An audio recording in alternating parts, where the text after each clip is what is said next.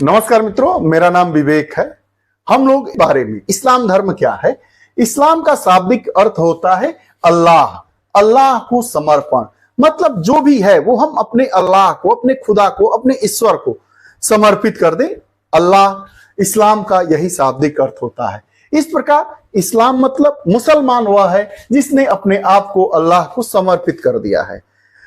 इस्लाम एकेश्वरवादी धर्म है। एकेश्वरवादी धर्म मतलब एक में ही आस्था, एक ही ईश्वर में आस्था रखने वाला धर्म एकेश्वरवादी धर्म होता है। तो इस्लाम भी इसी प्रकार का धर्म है जो अल्लाह की तरफ से अंतिम रसूल और नबी मोहम्मद द्वारा इंसानों तक पहुंचाई गई अंतिम ईश्वरीय किताब कुरान की शिक्षा पर स्थापित है। यह कुरान की शिक्षा पर स्थापित है। इस्लाम शब्द का अर्थ है अल्लाह को समर्पण। इस प्रकार मुसलमान वह है जिसने अपने आप को अल्लाह को समर्पित कर दिया, यानी कि इस्लाम धर्म के नियमों पर चलेगा। इस्लाम धर्म का जो आधारभूत सिद्धांत है वो अल्लाह को सर्वशक्तिमान एकमात्र ईश्वर और जगत का पालक और हजरत मोहम्मद को उनका संदेश वाहक या पैगंबर मानना है। अल्लाह जो है वह एकमात्र ईश्वर है, एकमात्र सर्वशक्तिमान है और उनका जो संदेश वाहक है उनका नाम दिया गया है हजरत मोहम्मद या उनके संदेश वाहक।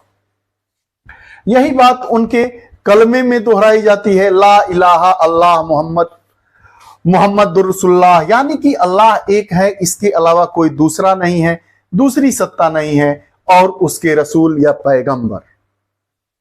महत्वपूर्ण तथ्यों को देख लेते हैं। इस्लाम धर्म के संस्थापक हजरत मोहम्मद थे। हजरत मोहम्मद का जन्म 570 ईसा पूर्व में ईस्वी में मक्का में हुआ था। हजरत मोहम्मद को 610 ईस्वी में मक्का के पास ही हीरा नामक की गुफा में ज्ञान की प्राप्ति हुई थी।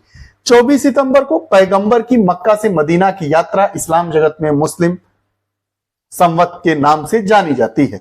हजरत मोहम्मद की शादी 25 साल की उम्र में खदीजा नाम की विधवा से हुई थी। हजरत मोहम्मद की जो बेटी का नाम फातिमा और दामाद का नाम अली हुसैन है। देवदूत ग्रेवियल ने पैगंबर मोहम्मद को कुरान अरबी भाषा में संप्रेषित की। कुरान इस्लाम धर्म का पवित्र ग्रंथ है। कुरान क्या है? इस्लाम धर्म का पवित्र ग्रंथ है। पैगंबर मोहम्मद ने कुरान की शिक्षाओं का उपदेश दिया। हजरत मोहम्मद की मृत्यु 8 जून 632 ईस्वी को हुई। उन्हें मदीना में दफनाया गया। हजरत मोहम्मद की मृत्यु कब हुई? 8 जून 632 ईस्वी को हुई और मदीना में दफनाया गया। हजरत मोहम्मद की मृत्यु के बाद इस्लाम शिया और सुन्नी दो पंथों में बट गया।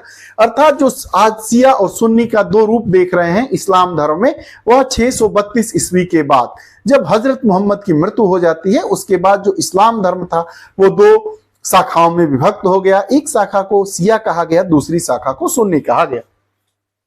सुन्नी उसे कहते हैं जो सुन्ना में विश्वास रखते हैं। सुन्ना हजरत मोहम्मद के कथनों और कार्यों का विवरण है। सुन्नी किसे कहते हैं? जो सुन्ना में विश्वास करते हैं। सुन्ना क्या होता है? सुन्ना हजरत मोहम्मद के कार्यों का विवरण है। सुन्नी क्या हो गए? जो हजरत मोहम्मद के कार्यों और विधियों में विश्वास करते थे, उन्हें सुन्नी कहा गया। शिया अली की शिक्षाओं में विश्वास रखते हैं और उन्हें हजरत मोहम्मद का उत्तराधिकारी मानते हैं। शिया कौन हुए? जो अली को हजरत मोहम्मद का उत्तराधिकारी मानते थे और अली की शिक्षाओं में अपना विश्वास रखते थे। अली कौन थे? हजरत मोहम्मद के दामाद थे। अली की सन 661 में हत्या कर दी गई थी। अली के बेटे हुसैन की हत्या 680 में करबला में की गई।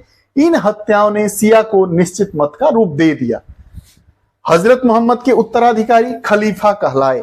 ध्यान से समझिएगा, इस्लाम हजरत मोहम्मद, उनके दामाद अली, अली के जो उत्तराधिकारी हुए वो खलीफा कहलाए हजरत मोहम्मद के। इस्लाम जगत में खलीफा पद 1924 तक रहा।